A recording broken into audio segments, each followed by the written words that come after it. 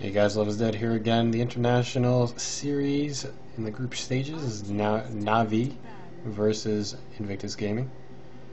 And I heard these matches are really good. Actually started pretty late into the draft, a little bit later than I wanted to.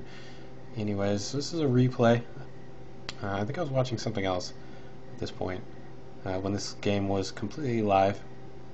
But I hear there's an interesting things that happen with it because it's been all over the news. If you follow any of the basically our Dota 2 Reddit. Anyway, so we have Nagasari, Lone Druid, and Darkseer, Bandal, Lycanthrope, Leshrac, Rubik, Brewmaster, Broodmother, and Shadow Shaman. It looks like Navi are trying to go for a Chen Invoker Morphling. That's going to be like a for pushing to protect one, or perhaps for ganking to protect one. They're going to use Chen more of like a ganker. He can be used for that actually. He's quite good early game. Tidehunter's going to have to be level 6. It usually takes him a little while to get there though. So we'll have to see how that's going to work out. I don't know Tidehunter with Chen. Do I usually see that off the top of my head? I'm not sure. Anyways, Nature's Luna's going to be picked up here, and I'm kind of interested to see what IG are going to be able to do with Luna, because I haven't seen her in any competitive matches. They're going to pick up Venomancer, Tinker, Enchantress, and Nature's Prophet. So, Nature's Prophet, he's going to be put anywhere. Enchantress is probably going to be in the jungle, or could do an aggressive thing here with her in aggressive jungle. Tinker, perhaps the middle lane. He needs his boot to travel as early as possible. Actually, taking that away from Dendi. Dendi loves to play the Tinker, and he's really good at it too. Love watching Dendi's Tinker. Well, at least I saw one that was just really phenomenal. Venomancer is going to be picked up in Luna, so I'm actually not sure what the strength Luna has. I'll have to see where things sort of line up. Because I just don't see her too often. I don't see her too much in games either. So she can be kind of a ganking power, I know, and her glaives are useful for pushing lanes and sort of just being irritating inside the lanes. And she kind of do like a range push thing that I know the Chinese teams like to do. Because you can send them out and just send them out. So anyways, we got Enigma, Tidehunter, Morphling, Chen, and Invoker. This seems like kind of like an older lineup. I've seen this before, from Navi, like a long time ago. But anyways, let me change this right here back onto free camera because I always forget to do that. And here, bottom lane, Radiant side, we have Zhou going to be playing the Luna. We have Faith picking up Venomancer, Chuan on the Enchantress, and YYF is going to be playing the Nature's Prophet. That leaves Ferrari in the Tinker role, and that is actually really cool because he's sort of the other really awesome hero. And actually Dendi's going to pick up the Invoker, and I almost missed that for some reason. Shen's sitting here in the middle lane, interested to see what they're going to do with him, because they do have Light of Heaven here on the Enigma. That means that they're going to have a problem in their jungle, so they're going to have to do something to sort of mitigate that. Teams usually don't like to put Enigma in lane just because he makes the lane just a little bit less strong, but that's either one of Puppey or Light of Heaven with their heroes can do. Play some good protection for Havas, who's going to be playing on the Morphling. Did Tidehunter just eat his fish? I think. Anyways, Arsart is not Arsart. Wait, Art. Yeah, that is Arsart. And Art Style is the other one that is on Dara now. Getting them confused a little bit. He's going to be playing the Tidehunter. Dendi is going to be played by he's going to be playing the Invoker, as I said. Puppey, Shen, Light of Heaven on the Enigma. And I wonder what they're going to do in this middle lane. I'm interested to see exactly what their plan is. They're actually just going to try to send that one back to base, and just try to keep the lane in Dendi's favor as much as they can, using those Eidolons to help him out as well. That is only going to leave the range creep and the the melee creep for Dendi to have to block. He's going to do a great job with his block here. He's going to have the upper hand in there. I'm interested to see, because now he's going to have to pretty much tank up these melee creeps, which may give Ferrari a little bit of an advantage. Might not, so we're going to have to see if he's actually able to taking a lot of damage. Was able to get that one last hit, and there's another deny. He misses the last hit for it though. Actually, sorry, he didn't get that last hit. He gets a deny. So that early thing, I'm kind of interested to see. I know he likes to keep up on the high ground. in the early stages to try to control the middle lane. And I'm really interested to see how this lane is going to turn out. Both of these guys love using Invoker. Both of them love using Tinker. They're both at their strength right now. Ferrari is up with only one last hit. Dendi with 3, so he's gaining just a tiniest bit of an advantage. Anyway, the rest of the lanes look like we're gonna have just like this huge ganking setup here with Light of Heaven and Puppey. They're trying to go for some early. They want the first blood and they want it on Nature's Prophet. We have Havost here with Arsart.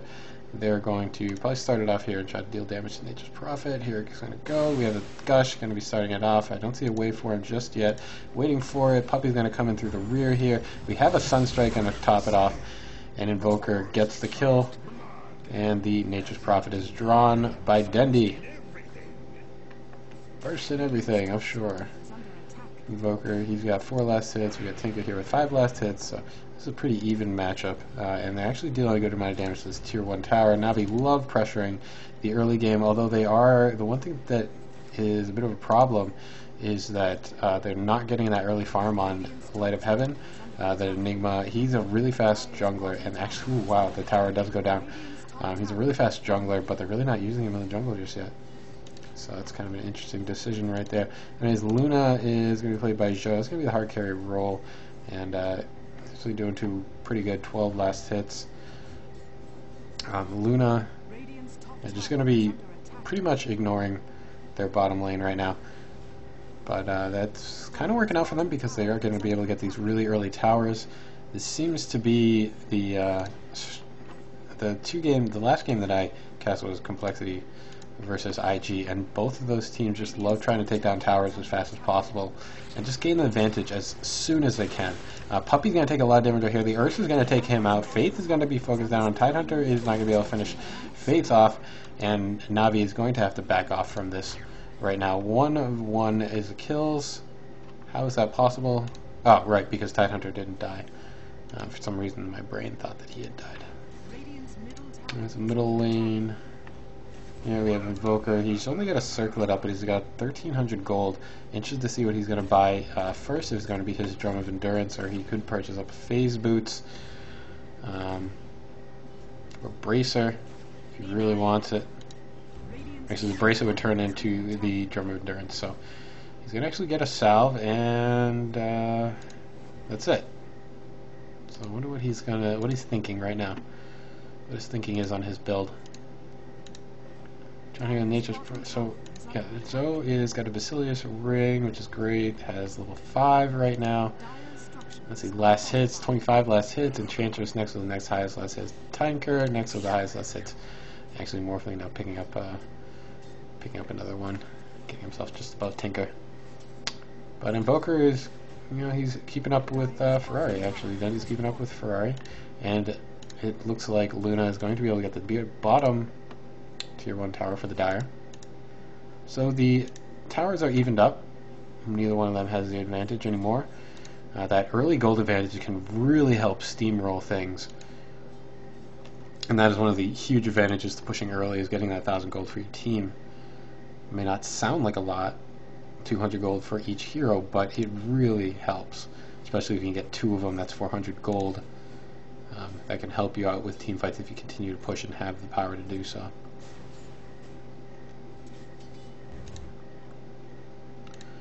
So I think it's an even matchup right now. Yeah, the gold is even, the XP actually in favor of the Radiant. Farming just a bit better. Luna getting that free farm in the bottom lane probably helps out. Ferrari actually taking a good amount of damage from Invoker. And we do have Venomancer up here, starting already up on these Ancients. It's going to be a long time though. I think he's just pulling though. I don't think he really doesn't have the power to stop that, but when Ferrari decides to go get his March of the Machines on, should be able to get a lot of farm from that. And Tidehunter is going to come in here, Gush on IG, but not going to be able to finish that off. Enchantress is finished off in the bottom lane, I believe. Or actually, sorry, no, it's Chen finished off in the bottom lane. Puppey finished off by Enchantress. Reading those, I always get them backwards. Anyways, if you can tell by the pennants, Na'Vi always in favor. Even though they haven't been performing as well, they did win. They have been huge in this last year. Perhaps now that these new heroes are out and there are new strategies available, with the availability of all these heroes, their straight lineup their straight pushing ganking lineup isn't working so well anymore. That's my guess anyway. They could just be out of practice. It is hard to say exactly what's going on with those guys. But they are still definitely someone you don't want to count out. They're pushing in this tier 2 tower right now. And I think they're going to be able to get it, unless they're going to start with an engagement here. Light of Heaven really doesn't have much in the way of farm. He's got 22 last hits, so that's pretty alright. But that tier 2 tower does go down. That gives the advantage to IG, so they'll be able to continue. Ooh, no, middle lane. Dendy's going to take a lot of damage. Venomous Gale is going to slow him down too much, and the laser's going to be able to finish him off. Actually, Venomancer finishes him off. I think that was probably with his poison damage from the poison sting that was able to tick him down. So it's good for Tinker here, and he's got 900 gold. He is now 1,000 gold away from his Boots of Travel.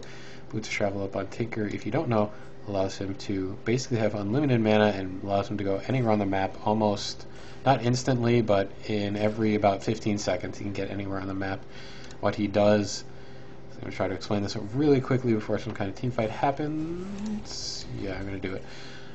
Anyways, what he's going to be able to do is use his Boots of Travel. The rearm is able to reset his Boots of Travel. That means he can go teleport to anywhere where his creeps are or the towers, teleport, sort of cast off his abilities, rearm, teleport back to his fountain, regen all of his health and mana, and then return and rinse and repeat, and that is the power of Tinker.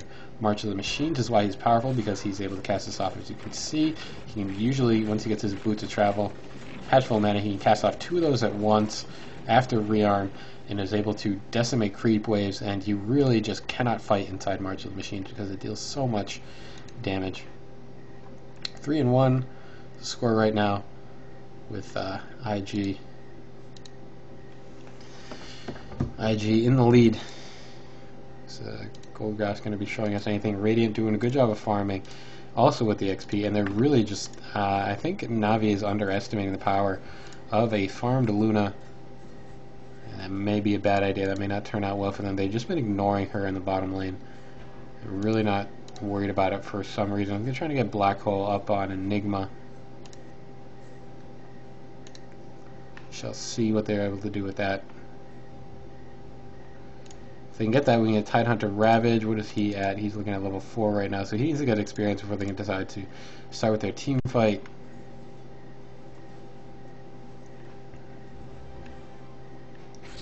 And it looks like Chen is actually going to try to... He's actually going to be able to steal Enchantress's creep. Now Chuan is taking a lot of damage, and they're going to be focused on Sunstrike to come out, although she is not going to be finished off. Puppy is now caught out here by Nature's Prophet. She's going to heal herself back up. She has just huge heal, and Dendy actually going to take a lot of damage right now. Havas is running in. We have a Black Hole catching Zoe, but I think Light of Heaven is going to be finished off before Zoe is. Zoe is actually going to go down here to Havas. They get 3 kills, although IG was able to get 2. So it was a 2-for-2 trade. Unless they're going to be able to pick off Enchantress right now. Boss doing a good job with... I think that was pretty good on Morphling's part, although the Black Hole wasn't exactly where they really wanted to place it, only getting 1 hero.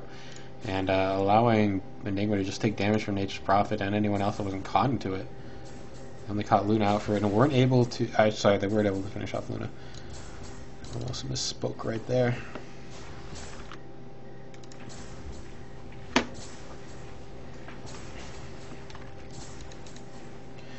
Dendy has Hand of Midas on Invoker. So that's a build he was going for. He was planning on a late game.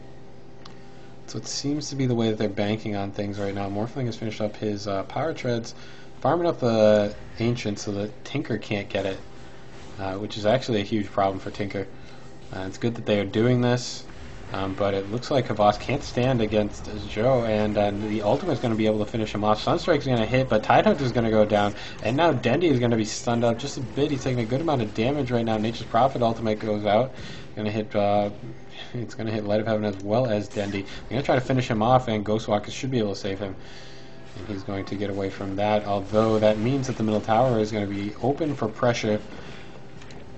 And Luna, just with that her nuke now, is able to deal 300 damage, and she's able to cast that off every 6 seconds with a little bit of a stun, 0.6 stun, and her Eclipse is also able to deal just a ton of damage as well.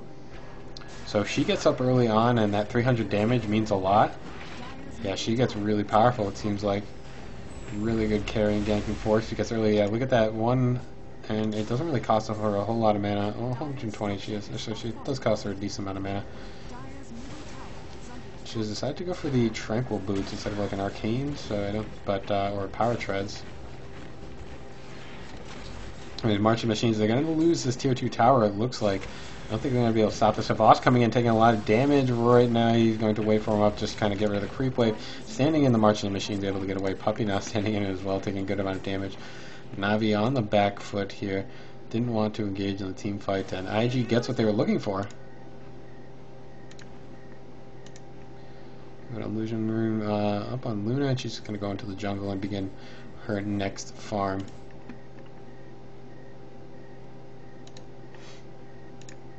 And Tinker now has finished up the Boots of Travel, has a Soul Ring as well. So you're going to see Ferrari go everywhere. He's going to go back into the base. He's going to rearm himself, get up his mana back, and then teleport himself in. Go into the mid lane here and see what he does. And just going to look for the right time to cast off his double March of the Machines. Actually going to look for the Ancients, even though they were taken out before, unfortunately. So did that even up the gold graph at all? No, the Radiants still have a good advantage in terms of gold, and a little bit of advantage in XP as well. It's not too much, although just about one level, 1 or 2 levels on one, if it was on one hero.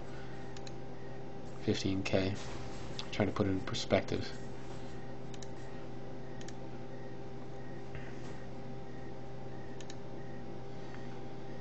So that's going to mean that, I think that's going to mean that IG is going to be commanding a map control right now. I don't think there's much Na'Vi can do to try to control the map. They don't have any heroes that are able to really do that. The Nature's Prophet plus the Tinker means that they have 2 global pushing heroes, essentially. And here comes Tinker into this here, and they're going to cast off March of Machines. That's going to deal with the creep wave. Na'Vi are in the are down here, in the bottom, in the jungle, just a little bit south, and they actually can't go in. They're not going to defend this tower. The tower's going to go down. There's actually an illusion that they're focusing themselves on, and I think they know that because there's Nature's Prophet. It's on their team. And what's the build she's going for? She's only got 2 levels in Moonglaive, really going for maxing the Lucent Beam and the Lunar Blessing. It gives her extra bonus damage, or everyone in bonus damage in a radius of 900. It's a really good aura to have on a carry. But they're going to lose a tier 2 tower as well. 5 kills, 5 to 7 right now. Morphin going to wait for himself in, takes a lot of damage though, has to blink himself. Oh no. Boss is now finished off. The Ravage has popped off, but it's a little bit late. Ashok goes down. No one has been killed on the IG side, and it was only Faith that took a little bit of damage. Dendi now has to back away in light of having Kinkin inside for a black hole. The boss bought back into the game. He's back into the fight right now. Trying to go on Joe, but he's now kind of caught out right now. Eating a Venomancer ultimate, taking a lot of damage from that. Black hole now popped off, and he's going to catch 3 heroes, but just going to be able to save.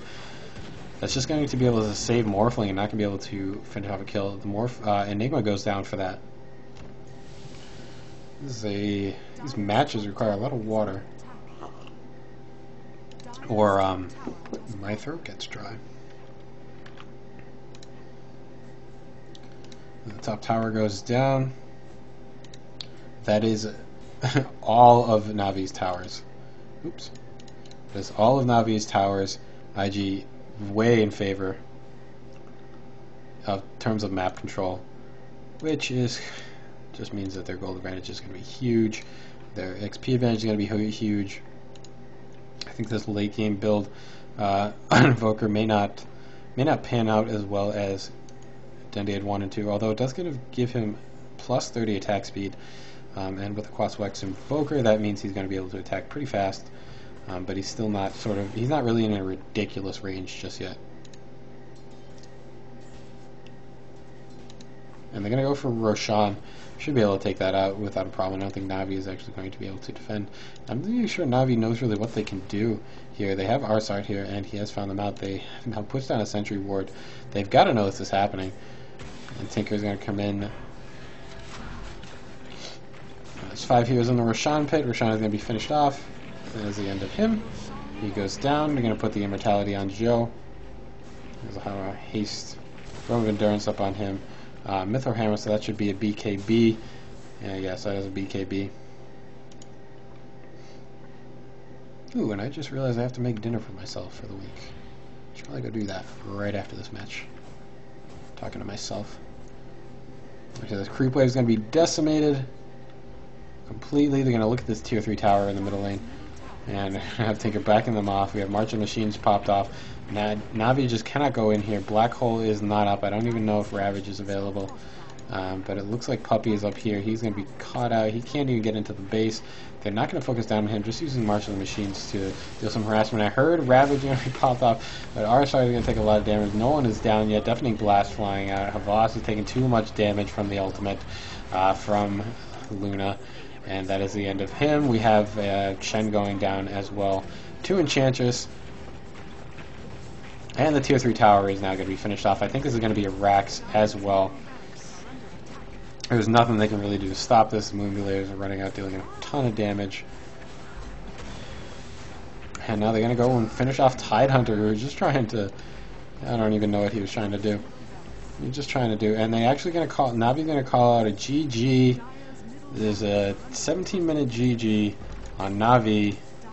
So much... it's just... Yeah, the gold, it just, their lineup just didn't work for them. I'm really not sure what they had planned with it. I'm just not sure what they were planning on doing with that. They weren't able to get an aggressive tri-lane to command both the jungles. They let Luna farm up. Luna got too huge. They were just, I'm not sure they were really communicating exactly what they wanted to be doing. That would be my analysis of the situation.